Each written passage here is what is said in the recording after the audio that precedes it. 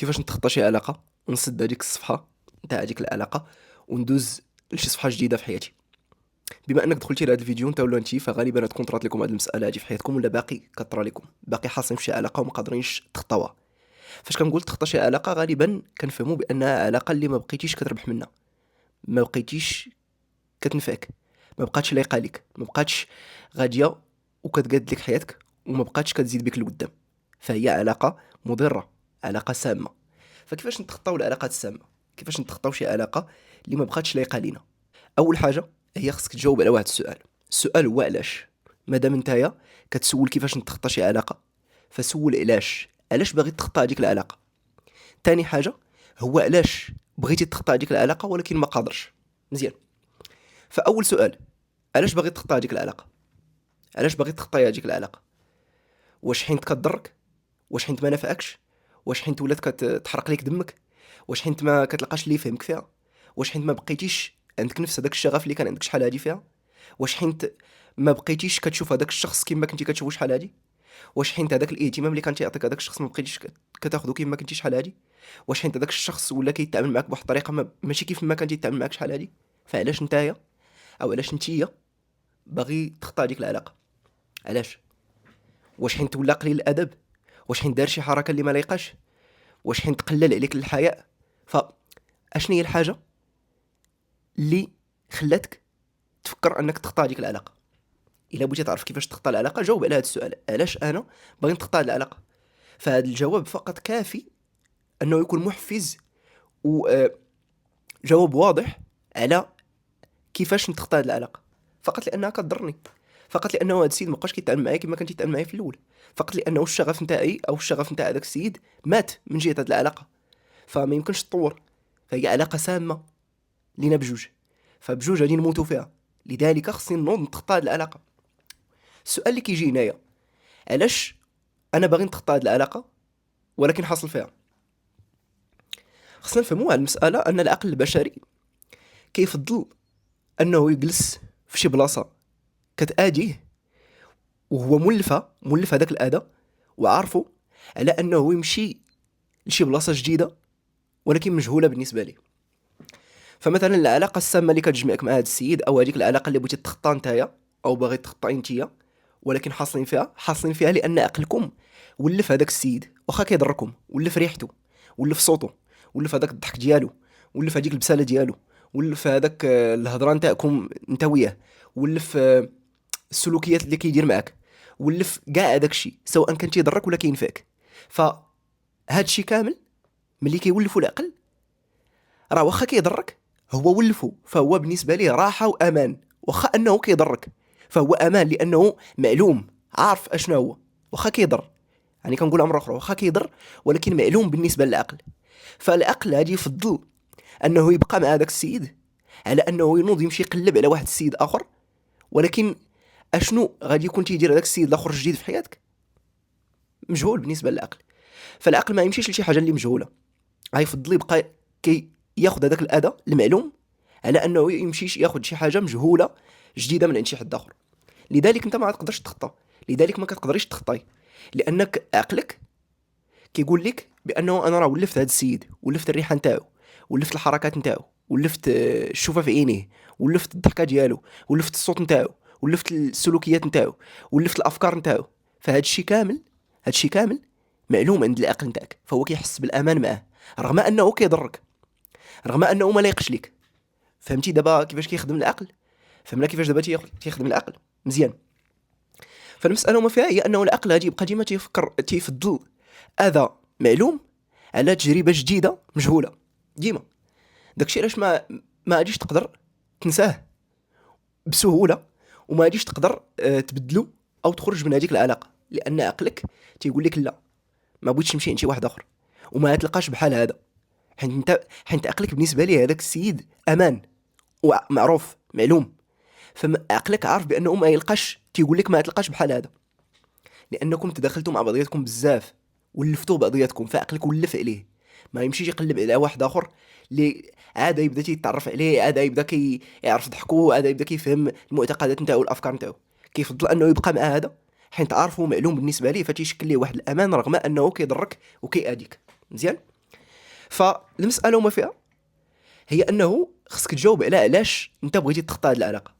وهذا الجواب ما يمكنش انا نعرفه، كما ما يمكن حتى شي واحد يعرفه من غيرك نتايا. فعلاش عطي لراسك جواب، انت علاش بغيتي تقطع هذه العلاقه؟ واش حيت ما بقاش مناسبك هذا السيد؟ واش حيت كيضربك؟ واش حيت كيتعدى عليك نفسيا او جسديا او عقليا؟ واش حيت كياخذ لك من وقتك؟ واش حيت ياخذ لك طاقتك؟ واش حيت هذيك العلاقه حرام في واحد الاطار؟ فجاوب على هذا السؤال واعرف علاش. اما بالنسبه علاش بغيتي تخطى ولكن ما قادرش، لانه العقل ولفو. فما يمكنش فرمشت عين دير طق وتقول راه غادي نخرج من هذه العلاقه. ما يمكنش ما كايناش بهذه السهوله هذه، لانه ولفو.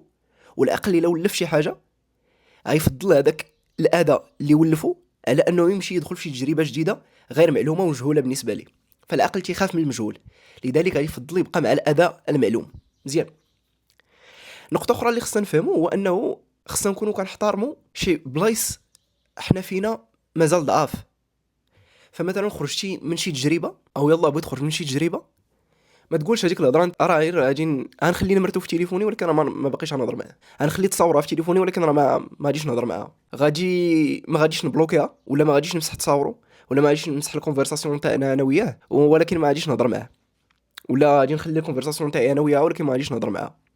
هاد القضيه هادي ما كايناش. يعني من اول حوايج اللي خصك دير هو انك خصك تحترم انه نتايا راه مازال عندك شي بلايص في ذاتك ضعاف من جهه هذاك السيد او من جهه هذيك السيده. فانتوما دوزتوا واحد الاوقات كثيره ولفتوا على بعضياتكم وعرفتوا هذيك الجهه الرقيقه الهشه في بعضياتكم، فتقاسوا شي بلايص في بعضياتكم اللي ما قاسوهمش شي ناس اخرين. فخصك تحترم ان هذوك البلايص مازال ضعاف ومازال ما خداوش الاستقلال نتاعهم، وكانهم مازال مستعمرين من عند هذاك الشخص. فوقت ما بان شي محفز او شي تريجر ولا شي حاجه اللي كتفكر هذوك المناطق في هذاك الشخص، ثق بيا بلا تمشي وتهضر معاه، وثق بيا بلا تعاود تطيح في هذيك الدوامه نتاع هذيك العلاقه، وثق بيا ما تقدرش تخطى هذيك العلاقه، وثق بيا بلا تعاود يجيو هذوك الذكريات وعاود يجي هذاك الحنين وتعاود تصيفط لها ولا تعاود تصيفط ليه. مزيان. فنحترموا هذوك البلايص اللي مازال مستعمرين ومازال ما خداوش استقلالهم من عند هذاك الشخص الاخر، مازال يلا يتشافوا ومازال يلا ياخذوا الاستقلال نتاعهم. فنحترموهم وما تبقاش تقول هذيك الهضره نتاع لا ما غاديش نبلوكيها وانا راه قوي وغادي نجلس ما نمسح المرتاع ما والو، ولا ما تقوليش هذيك الهضره نتاع لا راه ما نمسحش تصاوري انا وياه وما غاديش ندير ونبقى ندخل نطلع على ستوريات نتاعو وما غاديش نصيفط ليه، حيت ما كايناش هاد الهضره هادي. وتبقى ديما كتشعر بهذاك الحنين وهذوك الذكريات كيتعاودوا ليك في عقلك. مزيان. واحد النقطه هي انه غالبا الناس كيفكروا بانه باش تخطى شي علاقه نوض تدخل في علاقه اخرى، وهذا هو اكبر غلط ممكن دير، هو التعويض السريع. ما خصكش تعوض راسك بسرعه، ماشي حيت باش تخطى شي علاقه وتنسى شي علاقه كتمشي لعلاقه اخرى. انت اصلا مازال ما تداويتيش من العلاقه الاولى، وكما قلت مازال عندك مناطق ضعاف في ذاتك وهشه من جهه هذاك الشخص الاخر، مازال عندك مناطق مستعمره في ذاتك مازال ما خداوش استقلالهم، وكتمشي كتدخل في علاقه اخرى. فهذيك العلاقه الاخرى انت عاوتاني تكون ضحيه فيها لانك داخل ضعيف وداخل مازال عندك واحد الشوق ومازال عندك واحد الارتباط ومازال غارق في هذاك العلاقه القديمه. فانت غادي تدخل وانت ضحيه لهذيك العلاقه القديمه، فادخل ضعيف اصلا، فما تربح لا في هذيك العلاقه الجديده اللي دخلتي لها كتعويض على هذيك العلاقه القديمه، واصلا انت خارج خاسر من هذيك العلاقه القديمه. فالتعويض السريع او انك تقول باش نخرج او نتخطى شي علاقه هي اننا ندخل في علاقه اخرى، هذه ماشي حل. خصك تعالج راسك وخصك تخلي وتعطي الوقت لراسك حتى يتداووا ويستقلوا هذوك المناطق اللي مازال مستعمرين من عند هذاك الطرف الاخر. خصك تعطي وقت لراسك، دوز وقت مع راسك، تعرف علاش انت باغي تخطى هذيك العلاقه، اشنو هو السبب علاش باغي تخطى هذيك العلاقه، وعلاش كما قلت انت باغي تخطى هذيك العلاقه ولكن ما قادرش، عاجز. لانه بطبيعه الحال كما قلت العقل تيفضل اذى معلوم على تجربه جديده مجهوله. وكما قلت انه مازال عندك واحد المناطق مستعمره في ذاتك غير مستقله، ما مستقلاش من جهه هذاك الشخص. فاحترم هذه المناطق هادو وخليهم يتشافوا وخذ الوقت مع راسك، ثالث طريقه نقدروا نقولوا هو انه تعرف اشنو كان كيقدم لك هذاك الشخص اللي نتايا ما قدرش تخليه. اشنو هو الحوايج اللي كان كيقدم لك هذاك الشخص ما لقيتيهم في حتى شي بلاصه اخرى، لذلك انت تعلقتي به ولا ما بقيتيش قادر تخطاه. وهذه داخله في نطاق التعلق. في مفهوم التعلق، الا بغيتي تفك التعلق نتاعك بشي حد خاصك تفهم اشنو هما الحوايج. كما قلت في الحلقه نتاع التعلق، فالتعلق هو نقص، فخصك تعرف اشنو هما الحوايج اللي كان تيقدم لك هذاك الشخص ما لقيتيهمش في شخص اخر، الشيء اللي خلاك تعلق به. فاش تعرف هذوك الحوايج عوضهم لراسك، انت ديرهم لراسك، انت حاول ديرهم لراسك، وثيق بيا هذاك التعلق اللي عندك مع هذاك الشخص او هذيك العلاقه اللي ما قدرش تخطى غادي تخطاها، حين واخيرا وليتي كتقدر انت توفر هذاك الشيء لراسك. هذاك النقص اللي عندك قدرتي انت تعمرو لراسك، فما تحتاج شي شخص اخر عفوا انه يعوض لك هذاك النقص. فبالتالي ما تعلقش بشي شخص، هتبغيه بوعي ولكن عمرك ما تعلق بشي شخص، لانه انت كامل والكمال لله، ولكن هذاك النقص اللي عندك بواحد المفهوم اخر انت كملتيه، ما بقيتيش كتحتاج لشي حد انه هو اللي يوفرو لك. والا ما وفرش لك هذاك الشخص هذاك الحاجه ماشي ضروري، وماشي ما جيتش تنزعج وما غاديش تقلق، لانه نتايا قادر توفرها لراسك، فتولي كتحب بوعي. ولكن الا ما توفرش هذيك الحاجه انت قادر توفرها لراسك. فالتعلق ما يبقاش عنده بلاصه في حياتك، وغادي تفك اي تعلق عندك، تعلق مع اصحابك، مع شريك حياتك، مع حبيب قلبك، مع حبيب قلبك، مع الاستاذ، مع والديك، مع جدك، مع اي واحد. خصك تعرف اشنو هي الحاجه اللي كيوفر لك هذاك الشخص اللي انت ما قادرش توفرها على راسك، فبالتالي ما كتقدرش تفك منه، ما كتقدرش تبعد عليه، ما كتقدرش تخطى العلاقه نتاعك انت وياه. فعرف اشنو هي الحاجه اللي جمعك بهذاك الشيء، اشنو هي الحاجه اللي هو موفرها لك وبغيتيها انت وكتقلب عليها وناقصك ولكن ما قدرش توفرها راسك. اشنو هي هذيك الحاجه؟ قلب عليها. هذا الجواب ما نقدرش، هذه الاجابه هذه بالضبط ما نقدرش نجاوب عليها انايا. كل واحد عنده شي حاجه، كل متعلق عنده شي حاجه ناقصاه كيقلب عليها، وغالبا من تيلقاها موفره عند شي حد اخر تيوفرها عليه كيتعلق بهذاك الشخص. فإلا بغيت تفك التعلق نتاعك لقى هذيك الحاجه اللي تيوفر لك هذاك الشخص وناقصك وبدا كتوفرها على راسك. هادشي اللي كاين. رابع حاجه ممكن دير هي انك تركز على راسك. ركز على راسك، وغادي ندخل فيها كاع هاد النقاط اللي جاو قبل، ولكن ركز على راسك. عرف شنو اللي ناقصك، عرف شنو اللي مزيان فيك، عرف القيمه نتاعك، بدا دوز الوقت مع راسك، قدر راسك، احترم راسك. عرف بلا نتايا عندك واحد القيمه خصك تحترمها، وانتي عندك واحد القيمه خصك تحترميها، وماشي غير اللي جا راه كيستاهل، وماشي غير اللي جا خصني نضيع معاه الوقت، وماشي غير اللي جا خصني نعطيه وقتي وخصني نعطيه فرصه. كذلك هذاك اللي مشى هو راه ما مشى الا عن اختيار. فاحتراما لقيمتك واحتراما لنفسك، مادام هو اختار يمشي حتى نتايا اختار تمشي واختار راسك، لانه كما هو اختار راسو واختار الراحه نتاعو انه يسمح فيك، فانت نتايا اختار قيمتك واختار راسك واختاري راسك واسمح فيه.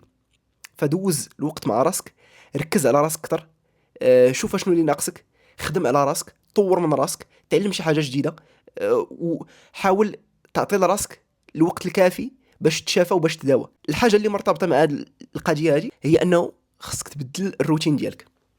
وغالبا الروتين اللي مرتبط بهذيك العلاقه اللي كانت فيها، كنتو كتمشيو لشي قهوه، كنتو كتلاقاو في شي قهوه، كنتو كتلاقاو في شي ريستو، كنتو كتلاقاو في شي بلاصه، حاول هذيك البلاصه ما بقيتش تمشي ليها. غنرجعوا للنقطه الاولى، هي احترام هذوك المناطق اللي مازال مستعمره من طرف هذاك الشخص. حتى شي حاجه، اي حاجه اللي كتخلي هذوك المناطق يهيجوا او عاوتاني مستعمر يدخل لهم ويستعمرهم بقوه، حاول تحترمهم وما تعطيش فرصه لهذاك المستعمر مازال يدخل لهم. فشي قهوه كنتو كتجلسوا فيها، شي حاجه اللي غتفكرك في هذاك الشخص، ريحته او الشوفه ديالو، الضحكه ديالو، الهضره معاه، صوته، اي حاجه، اي حاجه من هادشي حاول تحيدها من حياتك بشكل تام. ما تبقاش، حاول تحيدها من حياتك بشكل تام، وخلي التركيز على نفسك. بدل الروتين تاعك، اي حاجه كنتي كدير قبل في هذيك العلاقه بدلها. ما كنتيش كتمشي لاصال سير لاصال، ما كنتيش كتقرا الكتوبه قرا الكتوبه، ما كنتيش تيقول لك تخرج ما كانش تيخليك تخرجي خرجي، ما كانش تيخليك تدخلي دخلي، ما كانش تيخليك تصلي صلي، ما كانش تيخليك تاكل كول، ما كانش تيخلي اي حاجه بدلها. وحاول دير هذاك الشيء اللي نتايا مقتنع به، وهذاك الشيء اللي مغاير الحوايج اللي تيخليوك تفكر في هذيك العلاقه. خامس حاجه خصنا نفهمو هو انك نتايا او نتيا كتوحش الاحساس اللي كان تيوفر لك هذاك الشخص. نتايا ولا نتيا كتوحشوا هذوك الاحاسيس اللي كنتو كتعيشوا مع داك الشخص. نتوما ما موحشينش هذاك الشخص بذاته، ما موحشاش هذاك الشخص بذاته، ولكن انت وانتي موحشين الاحاسيس اللي كانوا تيكونوا مع هذاك الشخص. هذوك الاحاسيس الحب، هذوك الاحاسيس الغرام، العشق، نتاع الفرحه، نتاع الضحكه، هذوك الباترفلايز. فانت هادشي كامل موحشو وبغيتي تعيشو، وما قادرش تمشي تعاود تبدا من جديد في شي بلاصه جديده. انت عارف وانتي عارفه بلا ولفتي مع هذاك السيد واحد النوع د الاحاسيس، فعقلك ديما غادي يبغي هذاك الحنين يكون عنده لهذوك الاحاسيس. فانت ما كتبغيش وما كتفكرش في هذاك الشخص وما موحش هذاك الشخص، ولكن موحش الاحاسيس اللي كان تيقدم لك هذاك الشخص، وانت موحشه الاحاسيس اللي كان تيقدم لك هذاك الشخص. اخر حاجه نقدر نقول في هذا الموضوع هو انك خصك تبدل الطريقه باش كتهضر مع راسك. ما تقولش انا خسرت هذاك السيد او انا خسرت هذيك العلاقه او كون يرجع بيا الوقت، وتبدا كتندم وتبدا كتحسر وتبدا كتلوم راسك وبدا كتقول انا كنت كنبغيها وعلاش دارت لي هكا وهذا الشيء كامل. الحاجه الوحيده اللي خصك تقول هو انا ساليت هذيك التجربه، انا كنت في واحد التجربه ساليتها، دابا نبدا واحد الشابيتر جديده في حياتي، انا نبدا واحد الفتره جديده في حياتي، انا غادي نكون في واحد البلاصه جديده في حياتي كما هذاك السيد اختار انه يكون في واحد البلاصه جديده في حياته. بجوجنا كنستحقوا الافضل، وحتى واحد فينا ما لايم الاخر، وحتى شي واحد فينا ما حاقد على الاخر. انا ما ندب على والو، انا كنحترم راسي. داكشي علاش غنبغي نشد براسي ونخرجو من هذاك الاستعمار نتاع داك الشخص الاخر. انا كنحترم راسي، داكشي علاش غنشد في راسي وغندوز الوقت مع راسي وغنداوي راسي وغنتعافى وغنتخطى هاد العلاقه، حيت عارف مزيان اشنو كنت كنقلب في هذيك العلاقه وما لقيتوش، او لقيتو وتقدم ليا وخلاني نتعلق به. فدابا انا كنقدمو راسي. كان هذا هو الفيديو ديال اليوم، نتمنى يكون نفعك. الله يسهل عليك.